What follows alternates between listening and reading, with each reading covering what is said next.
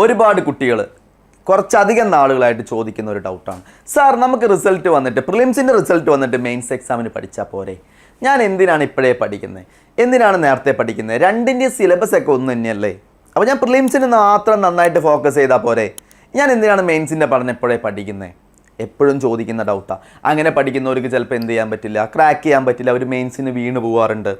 Clear അല്ലേ? അപ്പോൾ എന്തുകൊണ്ട് നമുക്ക് എല്ലാ കുട്ടികളോടും നമ്മൾ പറയുന്ന കാര്യമാണ്, നിങ്ങൾ പ്രിലിംസിൻ്റെ ഒപ്പം തന്നെ എന്തും കൊണ്ടുപോകണം, മെയിൻസിൻ്റെ പഠനവും കൊണ്ടുപോകണം. അതിൻ്റെ ഇമ്പോർട്ടൻസ് എന്താണ്, എന്തിനാണ് നിങ്ങൾ പ്രിലിംസ് പഠിക്കുന്നതിൻ്റെ ഒപ്പം തന്നെ മക്കളെ മെയിൻസും പഠിക്കേണ്ട കാര്യം, എന്തിനാണ് അങ്ങനെ പഠിക്കുന്നത്, അങ്ങനെ പഠിച്ചവർ മാത്രമല്ലേ സക്സസ്ഫുൾ ആയിട്ടുള്ളൂ, അതിന് കാരണം എന്താണ് തുടങ്ങിയ ഒട്ടനവധി ക്വസ്റ്റ്യനുകൾക്കുള്ള ഉത്തരവുമായിട്ടാണ് ഞാൻ ഇന്ന് വന്നിരിക്കുന്നത്. എന്താണ് importance of mains preparation with prelims, SBI, IBPS, RRB exams എങ്ങനെയാണെന്ന് നമുക്ക് നോക്കാം. എന്താണ് ഏറ്റവും പ്രധാനപ്പെട്ട കാര്യം, ഫസ്റ്റ് ഏറ്റവും ഇമ്പോർട്ടൻ്റ് ആയിട്ടുള്ള കാര്യം short time gap between prelims and mains എന്നുള്ളത് തന്നെയാണ്. നമുക്ക് പ്രിലിംസ് എക്സാം കഴിഞ്ഞ് മെയിൻസിലേക്കുള്ള ഒരു ദൂരം മാക്സിമം 1 മാസമൊക്കെ ആയിരിക്കും. ആ 1 മാസത്തിനുള്ളിൽ റിസൾട്ട് വരാനായിട്ട് 2 ആഴ്ച എടുക്കും. റിസൾട്ട് വന്ന് 2 ആഴ്ച കഴിഞ്ഞാൽ മെയിൻസ് വരും. Only 20 to 30 days between prelims result and mains exam.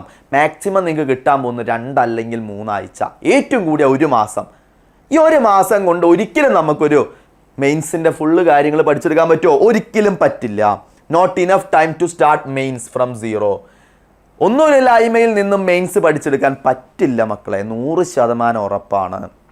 മെയിൻസിന് ചോദിക്കുന്ന ക്വസ്റ്റ്യൻസും പ്രിലിംസിന് ചോദിക്കുന്ന ക്വസ്റ്റ്യൻസും രണ്ടും 2 ടൈപ്പാണ്. സിലബസ് സെയിമാ, ചെയ്യേണ്ട രീതികൾ സെയിമാ. പിന്നെ എന്താണ് ഞാൻ വ്യത്യസ്തമാണെന്ന് പറയുന്നത്, ഞാൻ നിങ്ങൾക്ക് 2 ക്വസ്റ്റ്യൻസ് ലാസ്റ്റ് ക്വാണ്ടിറ്റേറ്റീവ് ആപ്റ്റിറ്റ്യൂഡിനെ കാണിച്ചു തരാം. അപ്പോൾ നിങ്ങൾക്ക് മനസ്സിലാവും എന്താണ് ആ വ്യത്യാസം എന്ന്. വെയിറ്റ് ചെയ്യാം, ഏറ്റവും ലാസ്റ്റ് കാണിച്ചു തരാം. പ്രിലിംസ് എന്ന് പറയുന്നത് എന്താണ്, മെയിൻലി ഫോക്കസ്ഡ് ഓൺ നിങ്ങളുടെ ടൈം മാനേജ്മെൻ്റ് ആണ്.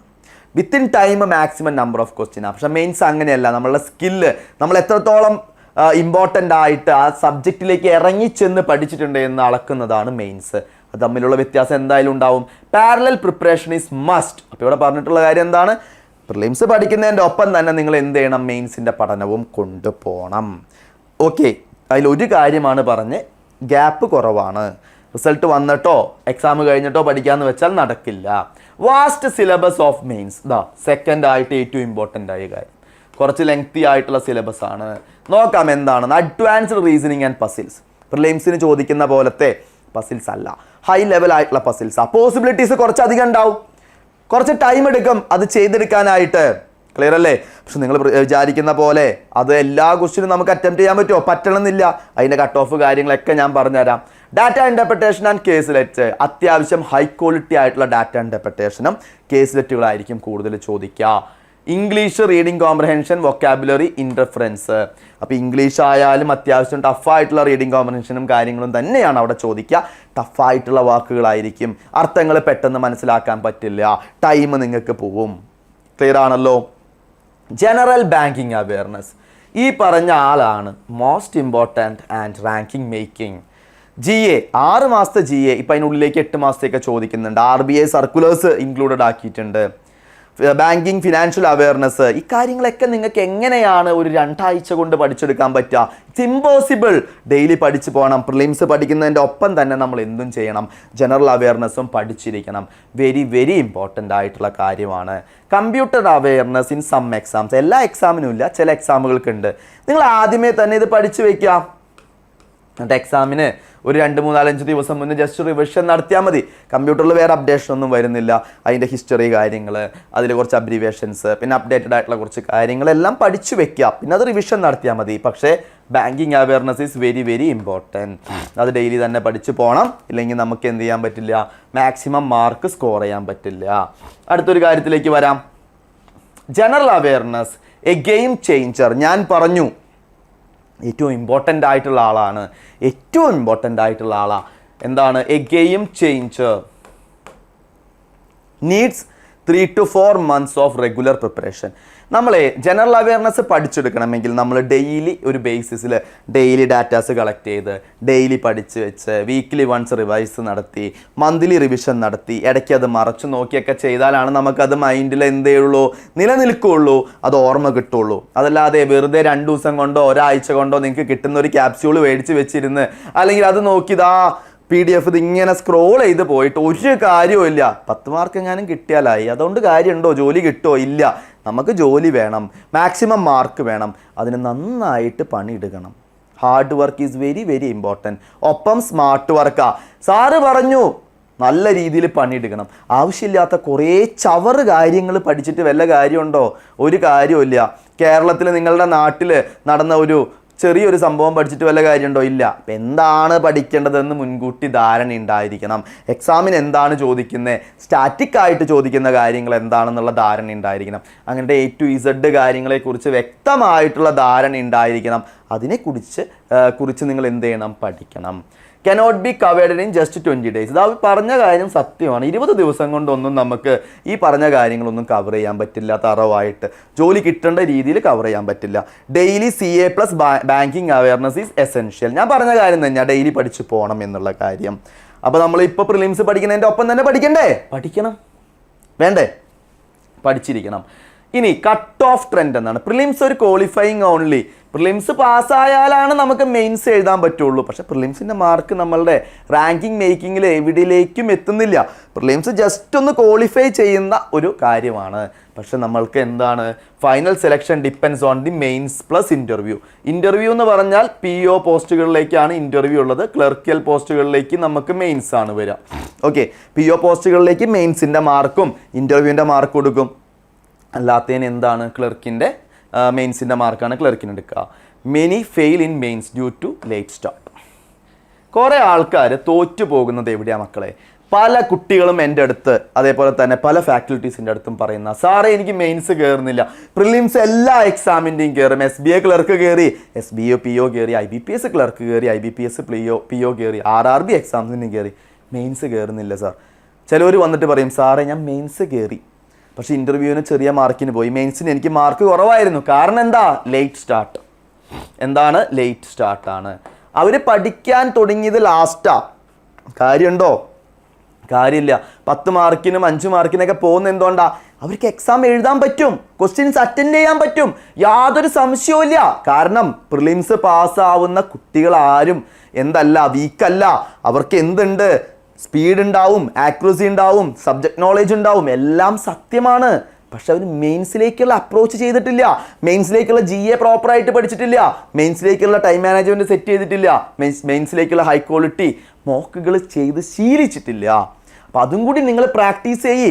നിങ്ങൾ പ്രിലിംസിന് വേണ്ടി തന്നെ പഠിച്ചോ. അതിൻ്റെ കൂടെ ഒരു 40% സമയം നിങ്ങൾ എന്ത് ചെയ്യണം? മെയിൻസിന് വേണ്ടി മാറ്റി വെക്കണം. Confidence and continuity. Preparing both together keeps you ahead. രണ്ടിൻ്റെയും പഠനം ഒരുമിച്ച് കൊണ്ടുപോകണം.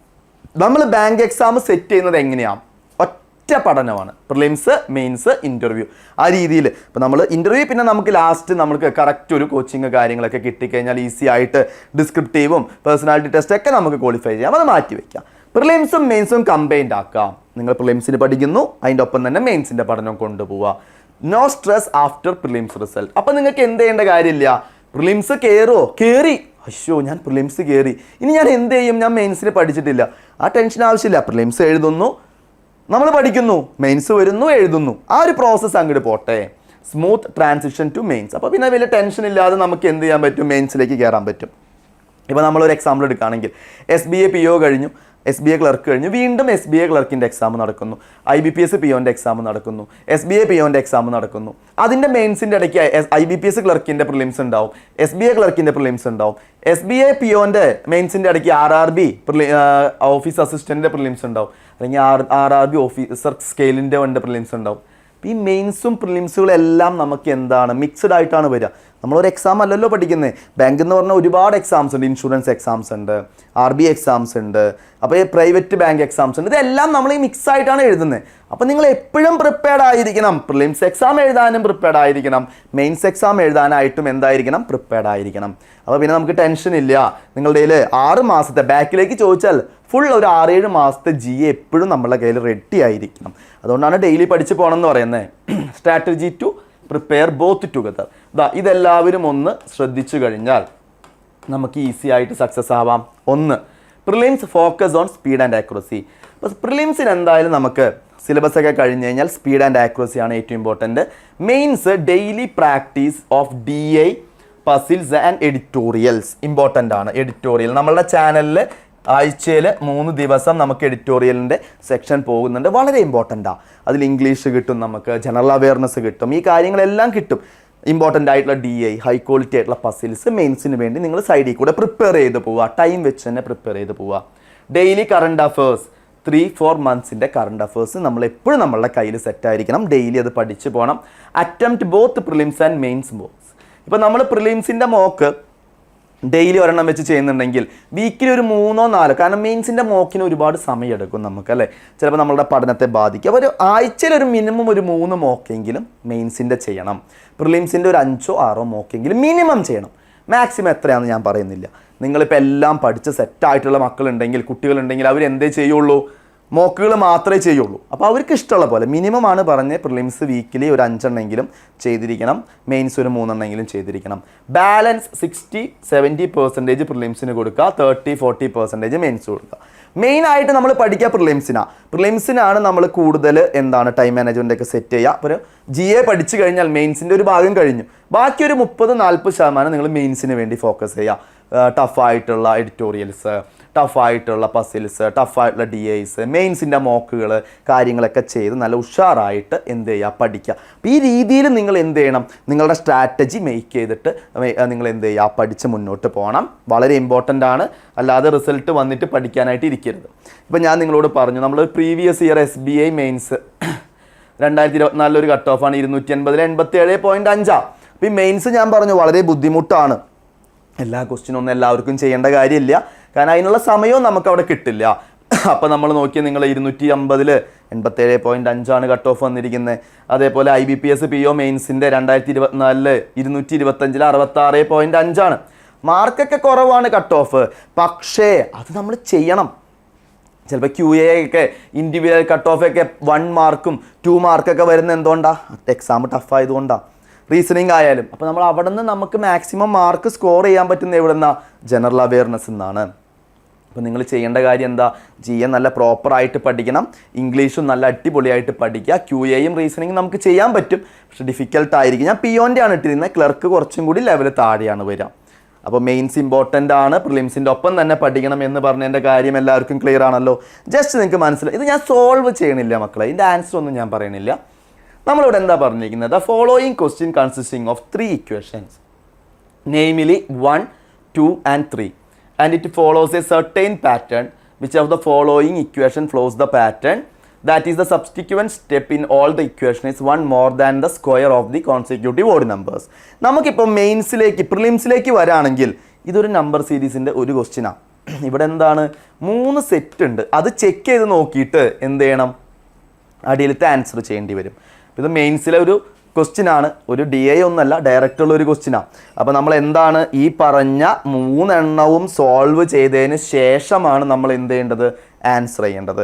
ജസ്റ്റ് നിങ്ങൾ ടൈം കിട്ടുമ്പോൾ ഒന്ന് ആൻസർ ചെയ്തോ, ആൻസർ എന്നിട്ട് ഇതിൻ്റെ അടിയിൽ കമൻറ്റ് ചെയ്യും. ഓക്കെ, ആൻസർ എന്നിട്ട് ഇതിൻ്റെ അടിയിൽ കമൻറ്റ് ചെയ്യും. മെയിൻസിലൊരു ക്വസ്റ്റ്യൻ ആണ്, ഞാൻ ചെയ്യുന്നില്ല. ഓക്കെ, അപ്പോൾ ഇത്ര ഡിഫിക്കൽട്ടീസ് ഉണ്ട്, ഇതിന് നമുക്ക് സമയം പോവും, നമുക്ക് ടൈം എടുക്കും. അപ്പോൾ നമ്മളത് പ്രാക്ടീസ് ചെയ്യണം. ഈ ടൈപ്പ് ക്വസ്റ്റ്യൻസ് നമ്മൾ പ്രാക്ടീസ് ചെയ്തില്ലെങ്കിൽ നിങ്ങൾക്ക് കിട്ടുമോ, ഇല്ല. പ്രിലിംസിൻ്റെയും മെയിൻസിൻ്റെയും ക്വസ്റ്റ്യൻസ് വ്യത്യാസമുണ്ട്. ഒരു അരിത്തമെറ്റിക് പ്രോബ്ലമാണ് മെയിൻസിൻ്റെ. എന്താണ്, A boat covers A certain distance in down stream and up stream in 32 hours and 50 hours respectively. The distance covered by the boat A in downstream is 40 km more than the upstream, and the ratio of the speed of the boat A in still water and the speed of the current is 4:1. രണ്ടും അവിടെ നമുക്ക് 3-4 conditions തന്നിരിക്കുക അല്ലേ. Find the time taken by boat B to travel 480 km in downstream and 600 km in upstream if the speed of the boat B in still water is 25% less than the speed of the boat A in still water. Okay, അപ്പോൾ നമ്മൾ answer കണ്ടുപിടിക്കണം. Answer കണ്ടുപിടിക്കണമെങ്കിൽ ഇവിടെയും നമ്മൾ എന്ത് ചെയ്യണം, ഒരുപാട് കാര്യങ്ങൾ solve ചെയ്ത് ഒറ്റയടിക്കല്ല. ഒരു പ്രിലിംസിൻ്റെ ക്വസ്റ്റ്യൻ ആണോ ഇത്, അല്ല. പ്രിലിംസിൽ നമ്മൾ 1-2 ക്വസ്റ്റ്യൻസ് ചെയ്യുന്ന മെത്തേഡുകൾ യൂസ് ചെയ്ത് ടൈം എടുത്തിട്ടാണ് നമ്മൾ ഇതിൻ്റെ ആൻസർ കണ്ടുപിടിക്കുക. അപ്പോൾ ഇതിൻ്റെ ആൻസറും കണ്ടുപിടിച്ച് നിങ്ങൾ ജസ്റ്റ് ഒന്ന് അടിയിൽ കമൻറ്റ് ചെയ്യുക.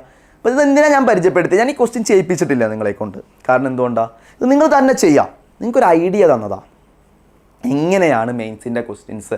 ഞാൻ ഡാറ്റ ഇൻ്റർപ്രിട്ടേഷൻ ഒന്നും കൂടി ഇട്ടിട്ടില്ല, പസിൽസിൻ്റെ പ്രോബ്ലം ഒന്നും ഇട്ടിട്ടില്ല. ഇതേപോലെ തന്നെ അതെല്ലാം എന്തായിരിക്കും? ഡിഫിക്കൽട്ടായിരിക്കും. ഡാറ്റ ഇൻ്റർപ്രിട്ടേഷൻ്റെ ക്വസ്റ്റ്യനും പസിൽസിൻ്റെ ക്വസ്റ്റ്യൻ എല്ലാം ഇതേപോലെ തന്നെ എന്തായിരിക്കും? ഡിഫിക്കൽട്ടായിരിക്കും. അപ്പോൾ അതേപോലെ മെയിൻസിൻ്റെ പ്രിപ്പറേഷൻ നമ്മൾ എന്ത് ചെയ്യണം? പ്രിലിംസിൻ്റെ ഒപ്പം തന്നെ കൊണ്ടുപോകണം. അപ്പോൾ ക്വസ്റ്റ്യൻസിൻ്റെ ഒരു ഐഡിയ എല്ലാവർക്കും കിട്ടി. പേടിക്കേണ്ട മക്കളെ, നിങ്ങൾക്ക് പ്രിലിംസ് സെറ്റാണ്, മെയിൻസിലേക്ക് പേടിയുണ്ടെങ്കിൽ എന്താണ്? തളരരുത്, പതറരുത്. ഇനി മെയിൻസിലും മെയിൻ ആവാം. നമുക്ക് എൻട്രിയിൽ പ്രിലിംസ് നിങ്ങൾക്ക് സെറ്റാണെങ്കിൽ മെയിൻസിന് വേണ്ടി മാത്രമുള്ള കോച്ചിങ് അവൈലബിൾ ആണ്. SBA IBPS PO mains ബാച്ചിലേക്ക്.